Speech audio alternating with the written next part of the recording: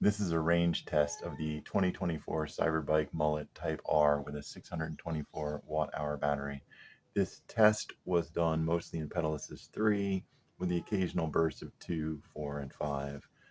Thanks to a commenter on my last video, I realized I was adjusting the stem incorrectly. Here it is so we can see a little bit better. This is not the thing to tighten your handlebars when they're going back and forth. It is these guys down here.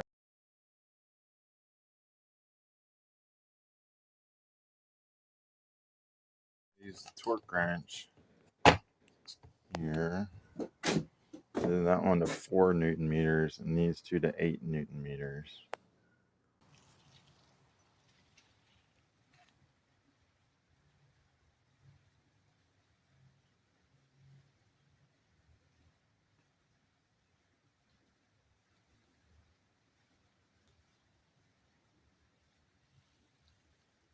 All right, it's time to head off on a adventure on this Cyberbike. I hope not an adventure, a smooth journey uphill.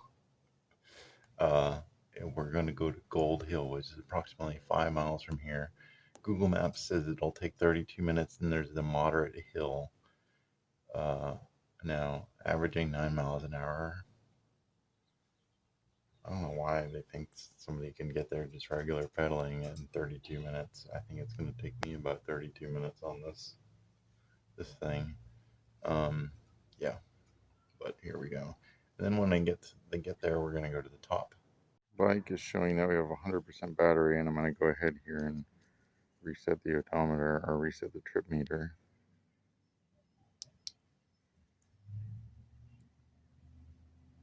That was my last time. Max speed 36. I was going downhill. But here I'm going to do the reset. I think I hold this a second. Yeah, and then I hit clean data to yes. Clean data. Now I've got trip distance 0. I'm back. I'm ready to go. I believe Gold Hill is that one right there, not that one. From this perspective, I'm pretty sure it's that one, the big one. Well, I've made it to the parking lot, and see here, it says it took me about 30 minutes, went 5.2 miles. I did a couple detours, about 80% battery left. Yeah, 26 minutes it says it took me. And I've got 23 miles range left. Now, I don't know my way through here too well, but I know that there's a climbing trail. I know there are shortcuts this way, but I'm going to take the official way, which I think this way.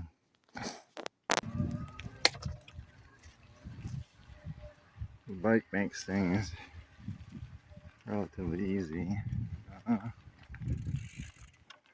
Which way do I go though? I guess since that one has a label on it and says bikes, I'm going to go this way. I've made it to the top. That's where we started over there. And it took us 47 minutes to another 17 minutes to get to the top. Another 1.6 miles to get to the top. And it took the batteries down to 70%, so it took 10%. Well, this big hill, I guess, in theory, this hill back here is part of this whole deal too. I think they might be creating some trails up in there. I volunteered on the trail building of this next trail that we're going to do, the flow trail. Beautiful view. You see the ski area from here. Feet elevation change. No, it's hidden behind Eagle Mountain right here. It's Kalispell Peak.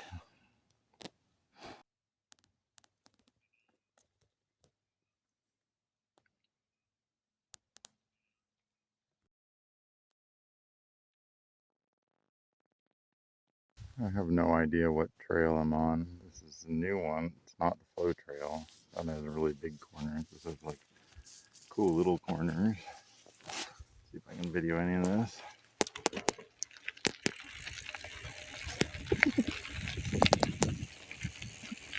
That's about as good as I'm gonna get there.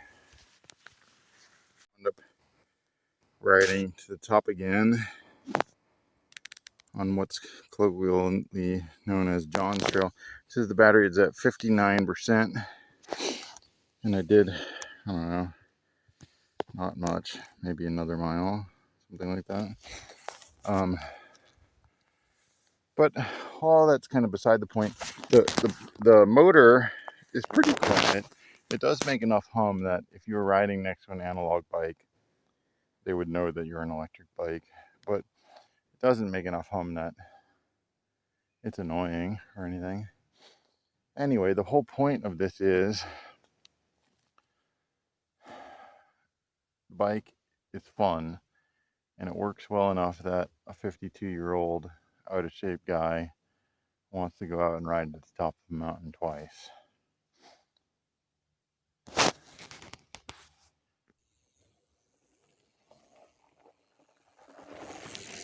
This flow trail is really, really fun. On about an hour and 9 minutes. I've gone 9.5 miles. I've got 19 miles of range and we're down to 57% on the battery. This, I would say about half of that was doing trails. Definitely a bunch of hill climbing. It's really fun. And what a nice way to spend an afternoon. All right, I don't know how well you can see it, but there's actually like a little kids track right here I'm gonna ride just for fun.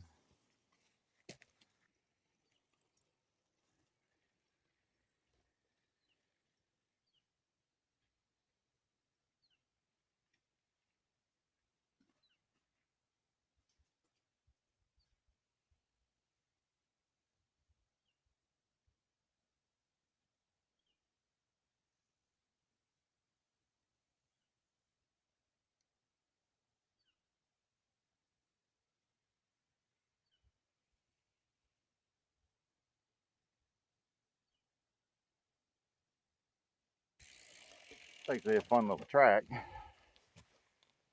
especially if you're on like a little BMX bike. Getting home was much quicker. I think it took me, what, like 20 minutes versus 30 minutes? And battery says 32%, which is not super fantastic. So I got 10 miles of range and 15 miles. So I don't know, maybe I could get 20 miles total out of something like that. What I'm going to do is not charge the battery, and tomorrow I'm going to go out and run it all the way to 0 and get a real range test on it. But the choice to put this battery on the underside here, it gets real dirty, but I don't think that's really that different than the other eMTBs out there, electric mountain bikes. I think they just copied what everyone else does, but it still tracks dirt like nobody's business. I don't know how this happened, but I left at 3. The bike said I'd been riding for an hour and a half, but it's now 5:45, which I guess means I must have had the bike turned off for a minute. Not an hour though. Or 45 minutes. I might have had it turned off for 10 minutes. Maybe. Also, maybe I got started later than I thought. And definitely, I didn't change the clock on the bike for daylight savings time. And apparently, when you have an electric mountain bike, you might wind up spending a little bit more time on your bike than you thought. So that is where we rode to yesterday. Today, to run out the rest of the battery, we're going to do a loop that involves riding way out here and then going up these hills a little bit and then coming down back in and around. Easier to see from here. There's a loop that goes out here. And see, yeah, there's like a little bit of a ridge right there. It kind of goes, there's a little valley there and it goes up through that notch and comes back out and up this road here and back. It's about a 4-mile loop, and I'm thinking that we'll just run the battery all the way to 0. That hill there, yeah, if I run out of battery on the hill, I can just turn around and go down and it'll be flat riding basically. So it's time to finish out this range test. It says it after resting overnight that I have 44% of the battery, so it bounced back a little bit. And at pedal assist level 3, it says I've got 18 miles of range, and I went 15 already on this one charge. I don't know how they think I'm going to get 18 miles out of 44% when I only got 15 out of 56%, but maybe I will. I've got a 4-mile loop, and 18 miles would be 4.5 times around this loop. Let's see how long that takes me. At 1 hour and 30 minutes of riding right now, so I need to adjust this too. It's really 3:21. At 5, it says I have 13 miles of range. So in theory, if I just put it in 5 and hit the throttle, could I get another 13 miles out of this? Let's see. I'm a little tempted to just nail it.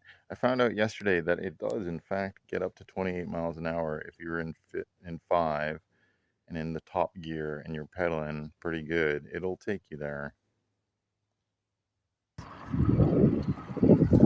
know this isn't very mountain bikey terrain, but it's easier for me to hold the phone video here.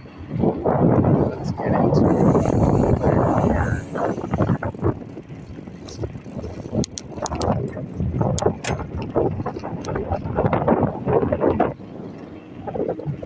So easy pedaling in top gear, pedal assist 3, brings me up to 18 miles an hour. That's easy pedaling. If I put a little bit more into it, it goes into 20 miles an hour. Now let's go here, and then I'll throw it into pedal assist 5.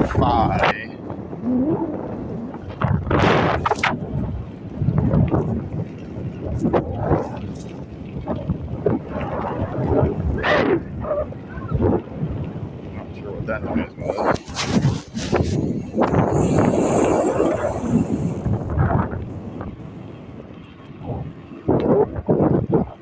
Okay, here we go. Pedal assist 5.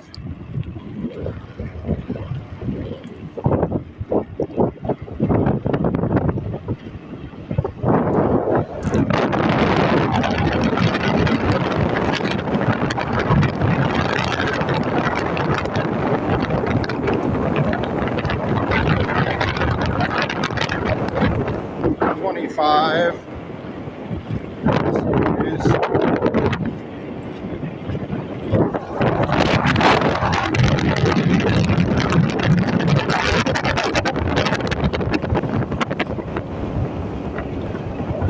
There we go, 28. So it is possible. It's never just but yeah. So I'm about halfway through that test in that gap.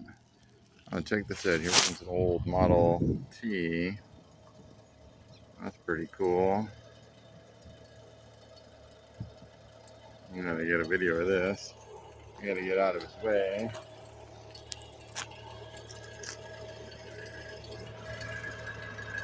Pretty cool. Nice.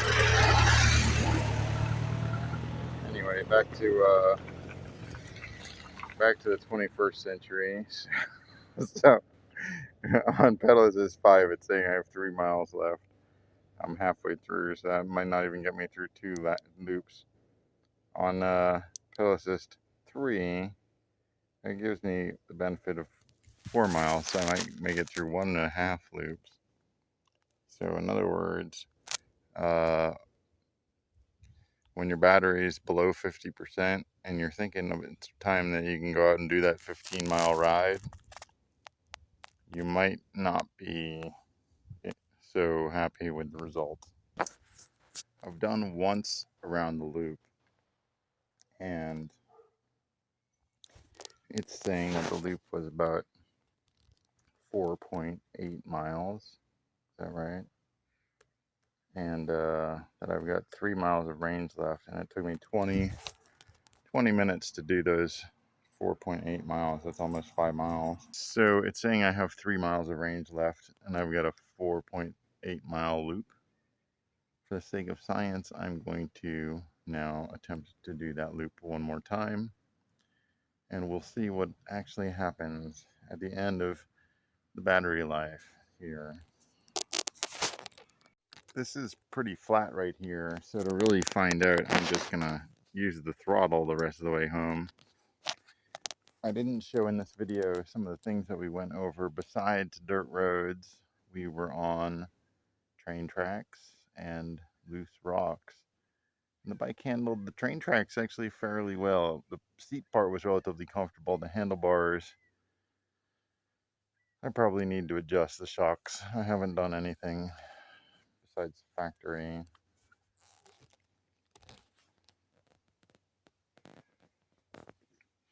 Okay, let's see how far we get on throttle alone. I got another, I'm at 23.3, so I got another 1.6 miles to my house, and it's still saying 1 mile of range. Well, there it is. I didn't go but another 2 or 3 miles, no, another 0.2 miles, and the battery cut out. There was a dramatic decrease in the power, and then all of a sudden I'm pedaling a 60-pound bike, and it's heavy. Science, people. 23.7 miles out of one battery charge. About 2 hours of riding, and that's all she gave me. And when it was gone, it went from giving assist to nothing. There was no curve of winding it down.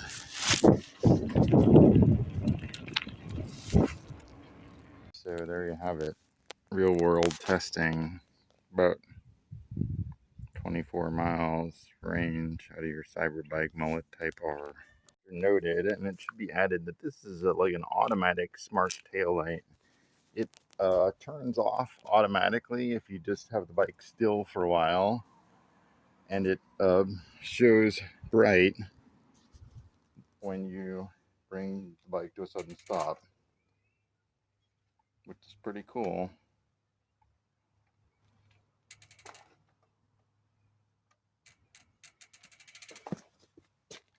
I think it all works off of gyro sensors like you have in your phone. Your mileage is likely to vary. If you're not using as much pedal assist, 1 or 2, you're definitely going to go further. According to the calculation, 624 watt hours at 20 watt hours per mile should give you about 30 miles of range. But as I said, we got about 24. Thanks for watching. Remember to like and subscribe, and see you next time.